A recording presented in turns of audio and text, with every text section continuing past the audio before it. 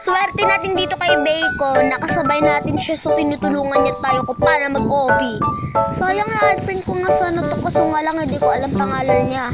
Kala mo nag-rap ako eh.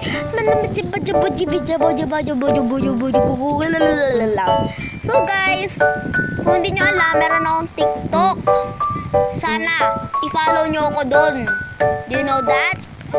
Papakita ko ang aking TikTok. So yan guys, yan ang aking TikTok. Mag-follow kayo sa akin kasi pa-follow ko din kayo kung may TikTok kayo ha. Puro chat na ng chat to. So, yun lang guys. So, mag-subscribe na din kayo sa akin sa YouTube channel ko kasi nga, uy, tinutulungan pala tayo nito.